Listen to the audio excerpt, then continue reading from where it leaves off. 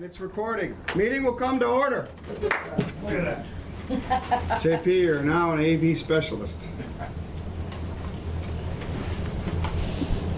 No public speak. Mayor speak? Nothing. I move that we accept the minutes that Councilor Kwasinski has submitted for the last two meetings. Second. All in favor? Aye. Thank you. Please send them to Barbara. Yes. First up is the vehicle. We asked for and we received from our DPW director his alternative. Now, as I understand it, the reason we're doing this is to give the inspector a better vehicle. The original. Well, at 33,000 whatever miles you had on this vehicle, you don't need another vehicle right away. Correct. But they do. They do. And we want a 4x4 for the inspector versus a Taurus, which is what they have now, which won't be able to be passed inspection. I'm asking this because I'm anticipating the question, why don't we just buy a fuel-efficient hybrid or something for the inspector and you keep your 4x4? So that's the defense. I'm just curious, why don't we do that to meet the policy ordinance, or is it important to you that the inspector have a 4x4 vehicle so they can get out in the winter or whatever? Oh, I mean, it's important that the inspector have a 4x4 vehicle. I mean, I would say there's like kind of two parts here. One, the Taurus is, sounds dramatic, no longer with us. And far outseated, you know, its use and value, and we put a bunch of money in it. There's also, you know, very innovative look at Board of Public Works money, but as well as in the inspector's In this, budget. it's because you were able to use two different types of, Right. of free cash and retained earnings, where if you bought just the vehicle Right. for building inspector, it would have to be all free cash. And in talking to the inspector, he says with a 4x4 vehicle, it makes his job much more efficient to access construction sites. There you go, that's a good point. And, okay, that defends that. I feel that your statement is a good statement, because if we're looking at comparing like vehicles, the Highlander is the only one Correct. that is hybrid right now. Toyota is the only one that makes a SUV hybrid. Ford and Chevy do not. Is there any, are there any others out there? Not On the mass bid list? Not on the mass bid list. And otherwise, we'd be spending a lot more money. That's correct. Oh, yeah. So it seems to me the decision here is, if we want to go green, we have to spend more money. Right. And there's no buy payback unless you wait 13 years. That's what you're saying. That's correct. So that's the choices we have.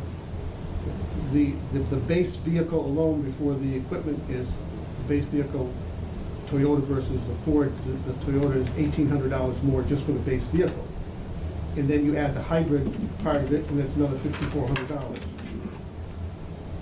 Well, I believe your costs here, to me,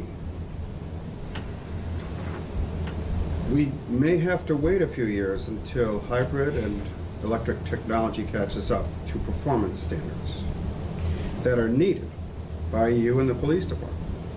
True, and the other thing that's happened is we're getting very good price on gasoline. Our gasoline average was $2.40 a gallon. That's pretty good. Last year. If it was $4 a gallon, that would change the whole. That would affect the numbers. The numbers.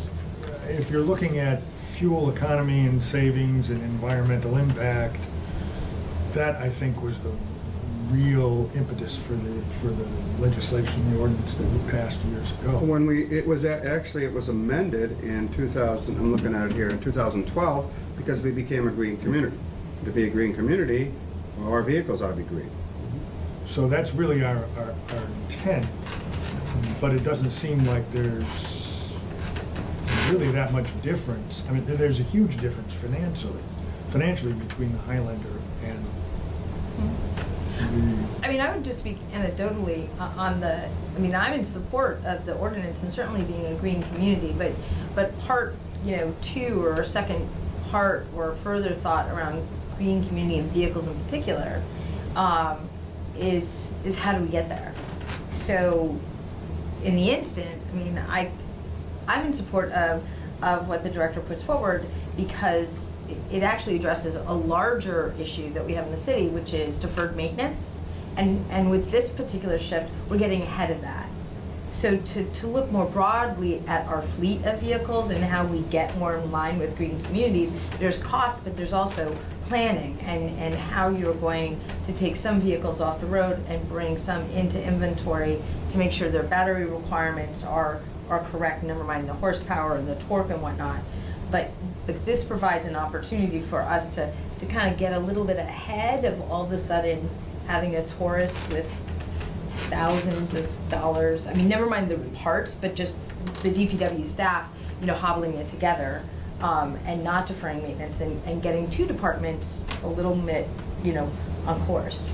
So I we're in a think better I position. agree in the sense because there's no question the efficiency of this kind of Yeah, bumping down of vehicles, getting the vehicle that has the performance we need, especially for public safety vehicles, but in this case, a 4x4 for the Department of Public Works Director who must go out on snowy nights and things to fix a water main or whatever, makes sense. I mean, you have a need, but I think it's just important to keep this in mind because when the vehicles catch up, we want to do that.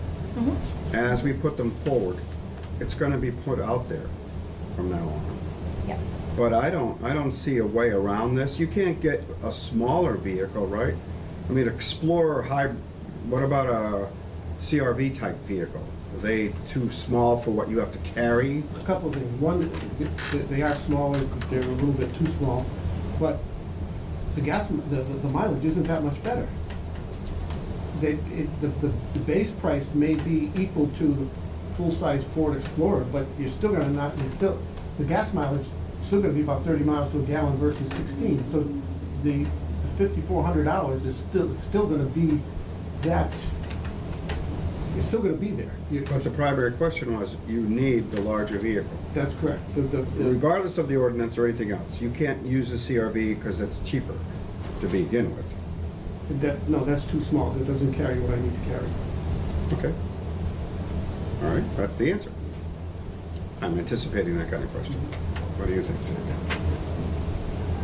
I just wish the product were available at a reasonable cost, that maybe it's not totally comparable, but we have an ordinance and you could meet the ordinance, but I think you've demonstrated the need in this case for an item to purchase that doesn't, And I'm also that told, meets the ordinance through exclusion. I'm also told that batteries aren't, They're not the stuff. Well, they're not up to snuff yet, and to replace them is. Well, probably the I problem. think you could probably get away with 6 years, but not 13. Right. That's how long he's saying it would take to pay off the vehicle. I thought the figure for hybrids, at least with a regular car-like vehicle as opposed to an SUV type, is about 10 years for your battery. The way the I don't know if there's a difference on SUVs.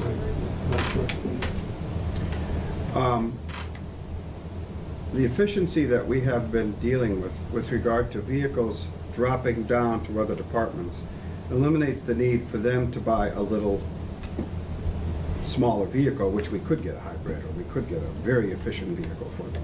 Because by doing this, we're buying a vehicle we need, but we're also giving it to, we do this at the police department all the time. We give them to the parks department or any other vehicle. So that is, to me, very efficient. But it doesn't lend itself to the idea of us buying a brand new car. It doesn't make sense. Why would we buy a brand new car just to be efficient when we can get the DPW's director's car and bring it down? And 4x4, great for the inspectors, great idea. Ford Taurus. I mean, I don't know how we solve this problem. I think you're totally right, JP. The product isn't available yet that meets the standards we need. So that's what I want to say today. I don't have any other questions. Then I'll take a motion to approve. I move to approve the $33,000 for a new DPW administrative vehicle. The Ford Explorer as requested. the Ford Explorer. All in favor? Aye. Okay, tonight. Yeah. Okay, and there's also a few other things on the agenda that are yours. Okay? Mayor, So, now we're talking about COLA raises. I would say not raise, but adjustment. Increase. Yes, you're totally, you're totally right. I keep arguing with our own HR. I said, you're giving us a 1.7%, you're calling that a merit increase? That just means I can buy the same thing I did last year. It's not a merit increase. Not with this personnel department, you mean your No, I'm employer? talking about Oh. Smith. I just want to clarify for the. But, Yeah, so this is a COLA. it is a COLA. COLA, and it matches, just to be sure, it matches our collective bargaining agreements. This is for a pay plan? No, I know, but we gave them 1.5%, didn't we? Most of them? Public Works, Yeah, Yeah, I'm thinking, I'm Oh. pretty sure we did. right, but this You is. may not know them all, but I think Right. we did. So in I- other words, Yeah, I believe so, I don't know, but what's before you is for a pay plan. I understand that. Okay. But if you gave all the unions 3% and only gave the pay plan 1.5%, I'd have a problem with it. I just want you to know that as a policy. Fair enough. It may be what you could afford, but it Yeah. matches what other employees of the city are getting, and that's fair. That's all I'm saying. Understood. So we have to approve both the new pay plan as an ordinance and as and the cash for it. I know this is coming from free cash, but it's structural. You'll have no problem paying for it out of the budget next year. No, we're fine. Okay? Plan. That's all I have. This is pretty self-evident, right? Unless you don't want to give the pay plan employees a raise, Counselor. Let me just give you the calendar Or Counselor Alamos. Almost. You can't vote now, but you can vote in a half hour. Half hour. Throw a chair. Billy, we already approved the car because quote-unquote, it's the bottom line, as Councilor Krasinski said, there's no product available that matches our ordinance yet. Okay. But it's important to keep it out there. Yeah, absolutely. And the way we're bumping down vehicles to other departments is efficient and the best way to do it. I'm glad you're keeping Dan Carey's tradition of wearing a suit, coat, and tie. You're the only one, so that's good. Gotta It's keep that swearing in, going. it's swearing in. Swearing in day, day, or first initial day. May not be every- Welcome, Thank you. almost. So now we're talking about the pay plan increase, which is something I think the mayors have tried to do over the years. It does match what we've given, a COLA increase we've given the collective bargaining units, so that's fair. And it's, when we do this, we have to also adjust the pay plan ordinance to match the increases that are given cash-wise. So those two things are working. So, I just had a quick question regarding, looking over the numbers Yeah. in the DPW administration and engineering, those two totaled almost $2,200 in increases. I wasn't questioning the amount of 1.5%, just wondered who was covered? How many employees in the administration? We have hiring Well- managers, we have lots of people. I don't know if they're in the 40-10, in the 40-10 budget for the DPW. And that wasn't 2,000, that was 1,200.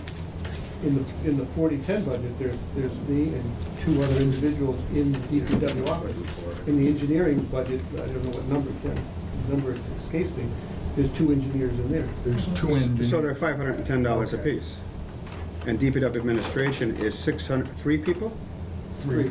$400 Okay, apiece. That's $400 Yeah, apiece. that answers my question.